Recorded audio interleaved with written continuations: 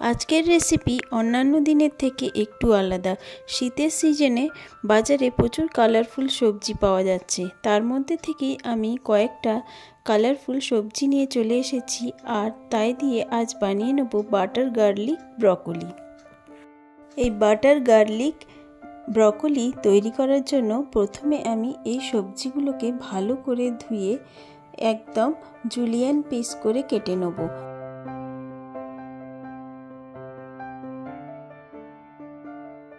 এখানে আমি সবজিগুলোকে এই রকমভাবে লম্বা লম্বা করে কেটে নিয়েছি। বিনস, ক্যাপসিকাম আর গাজরকে লম্বা লম্বা করে কেটে নিয়েছি সরু সরু স্ট্রিপে, আর ব্রকোলির ফুলগুলোকে এইভাবে ছোট ছোট করে ছাড়িয়ে নিয়েছি, ডাঁটাগুলো বাদ দিয়ে দিয়েছি। আর পেঁয়াজগুলো টুকরো করে কেটে প্রত্যেকটা পাপড়ি খুলে নিয়েছি। আর আমার এখানে 4-5 টুকরো রসুন লাগবে, সাথে আমি এখানে 2টো কাঁচা লঙ্কা নিয়ে নিয়েছি। এখন গ্যাসে কিছুটা জল গরম করতে বসিয়ে দিলাম।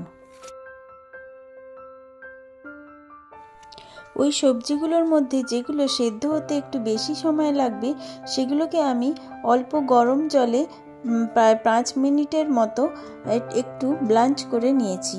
যেমন গাজর আর বিনসটা আমি এখানে প্রথমে 2-3 মিনিট ফুটিয়ে নেবার পরে আমি ব্রকোলিটা দিয়ে দিলাম, কারণ ব্রকোলিটা ডাঁটাগুলো অনেক সময় শক্ত থাকে, তাই অল্প নুন দিয়ে আমি এই 3টে সবজি প্রথমে ব্লাঞ্চ করে নিলাম। এখন সবজিগুলোকে গরম জল থেকে তুলে জল ঝরাতে দিয়ে দিচ্ছি।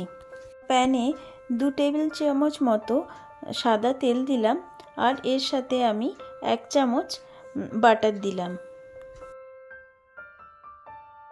তেলের মধ্যে বাটারটা গলতে শুরু করলে আমি এর মধ্যে মিহি করে কুচিয়ে রাখা রসুন আর কাঁচা লঙ্কা কুচি দিয়ে দিচ্ছি। এটা অল্প একটু ভেজে নিতে হবে, লক্ষ্য রাখতে হবে যেন রসুন ব্রাউন না হয়ে যায়। অল্প ভেজে নেবার পরে আমি এখানে ব্লাঞ্চ করে রাখা সবজিগুলো প্রথমে দিয়ে দিচ্ছি। ব্লাঞ্চ করে রাখা সবজিগুলো অল্প নাড়াচাড়া করে ক্যাপসিকামটাও আমি এখন এর মধ্যে অ্যাড করে দিলাম। এরপর আমি এখানে পেঁয়াজের ছাড়িয়ে রাখা পাপড়িগুলো অ্যাড করে দিচ্ছি। এরপর আমি প্রয়োজন মতো এখানে নুন ছড়িয়ে দিলাম। নুন দিলে সবজিগুলো থেকে আস্তে আস্তে করে জল ছাড়তে শুরু করবে আর সবজিগুলো নরম হতে থাকবে। আর এখন আমি এর মধ্যে বীজগুলো ছাড়িয়ে নিয়ে টমেটোর ছালগুলো একটু মোটা করে কেটে এর মধ্যে অ্যাড করে দিলাম। আর এর মধ্যে আমি এখন অল্প গোলমরিচ গুঁড়ো অ্যাড করছি।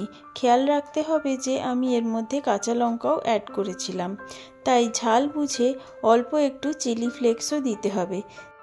চিলি ফ্লেক্স এই ভেজিটেবলের স্বাদ আরও বাড়িয়ে দেবে, কিন্তু খেয়াল রাখতে হবে যে পুরো রান্নাটাই কিন্তু খোলা প্যান বা কড়াইয়ের মধ্যে করতে হবে। রান্না করার সময় কোনোভাবেই ঢাকা দেওয়া যাবে না।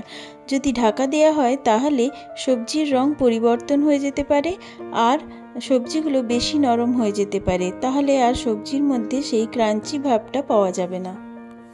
আর আমি পরিবেশন করার আগে রোস্টেড তিল ছড়িয়ে দিয়েছি। এটা একটা অ্যাপেটাইট হিসাবেও ব্যবহার করা যেতে পারে, স্টার্টার হিসাবেও ব্যবহার করা যেতে পারে, বা যারা ডায়েট করছেন তারাও এই রেসিপিটা ট্রাই করতে পারেন। রেসিপি কেমন লাগলো অবশ্যই কমেন্ট করে জানাবেন। ভালো লাগলে একটা লাইক, শেয়ার আর সাবস্ক্রাইব করে পাশে থাকার অনুরোধ রইল। দেখা হবে আর একটা নতুন ভিডিওতে। টাটা।